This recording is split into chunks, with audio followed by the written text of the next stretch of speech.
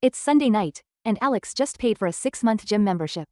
The trainer's email has one line: bring your BMR and TDEE estimates. 45 minutes of searching later, he has 3 different BMR numbers, and no idea which one to trust. So here's the one-screen version his trainer actually wanted. The intro session is Tuesday at 7 a.m. And the email reads, in a mildly impatient tone, bring your BMR and TDEE, so we can plan your maintenance calories.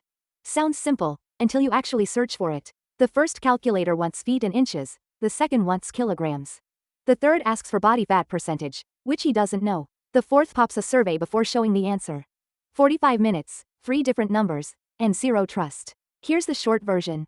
You need exactly 3 numbers. BMI tells you about shape. BMR is what you burn doing nothing. And TDEE is what you burn in a real day. Every diet decision keys off TDEE. First, BMI. Good news here. The CDC and the WHO actually agree on the cutoffs. Normal runs from 18.5 to 24.9. Overweight is 25 to 29.9. Obesity starts at 30, in 3 classes. Same 5 tiers, ages 20 and older, on both the CDC page and the WHO fact sheet. Alex is 5'9", 165 pounds, 75 kilos. That makes his BMI 24.5. Top of the normal range. 1 cheeseburger weekend away from overweight. The CDC is explicit about this. BMI is a screening tool, not a diagnosis. A wrestler at the same height and 175 pounds lands in overweight at 8% body fat. A sedentary office worker at 145 lands in normal at 28% body fat. The number is a starting point, not a verdict. BMI talks about shape, not fuel. The fuel question is answered by BMR, your basal metabolic rate. The standard equation is Mifflin-St. Jeor, published in 1990, and adopted by the Academy of Nutrition and Dietetics as the clinical default. For men, weight times 10, plus height times 6.25, minus age times 5, then add 5. Plug Alex in, and his BMR comes out around 1,694 kilocalories. That's the energy his body spends, on a totally inert day. Eat below that floor for weeks, and the body fights back. Physiologists call it adaptive thermogenesis. BMR itself drops, muscle gets used as fuel, and non-essential systems dial down. The 1944 Minnesota starvation experiment is the classic reference. You'll still see Harris Benedict on older sites. Published 1919, revised 1984. It's not wrong, just less accurate on average. If your trainer uses it, that's fine, the numbers land within 5%. But BMR is the body at rest. You walk to the train, type emails, lift weights, do dishes. All of that goes on top. That's TDEE, total daily energy expenditure. 5 tiers.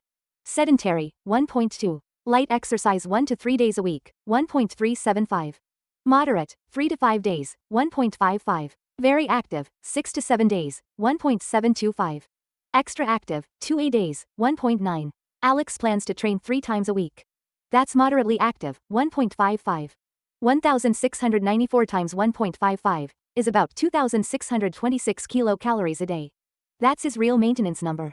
One honest warning. People consistently overestimate their activity level. The 7-question matcher walks through your job, commute, training and sleep, and assigns the tier for you.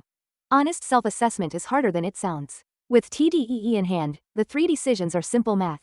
Maintain, eat at 2,626. Cut, 15 to 20% under, 2,100 to 2,232. Bulk, 10 to 15% over, 2,889 to 3,020, and lift hard. The old rule says 3,500 kilocalories equals 1 pound of fat.